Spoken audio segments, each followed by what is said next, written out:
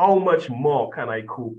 Is this my final point, given all what I have to do? And that is the critical question there if we're going forward with the message of climate change, El Niño, Niña, etc. How much more can the system, how much more can the household take?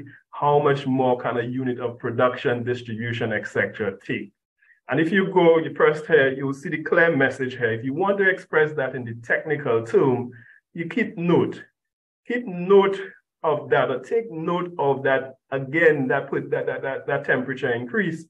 And this is what it is essentially saying, that when you look at these temperatures increases, they're really threatening agriculture as a developmental pillar, whether it is for overall security, food system strengthening, climate resilience, all of the multifunctionality or multifunctional roles of agriculture, kissing with tourism as well, it is really threatening that pillar of agriculture as a developmental agent here. And that is very important to note as I move to the next slide here. And so that is a very concrete thing. And it is not only for agriculture, it is for almost all of this sector, the basic question as to how much can we tolerate. And the second part of the message here, it is taking into account this. And this is taking into account the impact.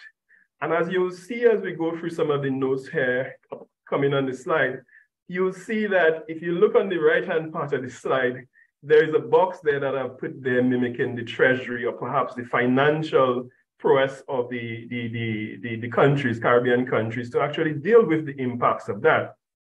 And you can see most of the coins are outside, and we perhaps just have one coin inside of the box.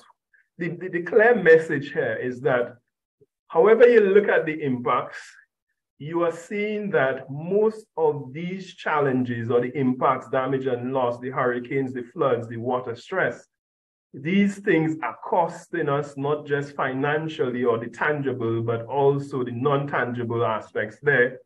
And the ability of us to sustain it, for example, in the case of Dominica, where the cost of loss and damage is more than 200% of your GDP, how are we going to sustain that? How are we going to recover? How are we going to go from things like El Niño, that although when it happens for a particular time, within a year, etc., the downstream effects continues in terms of recovering from that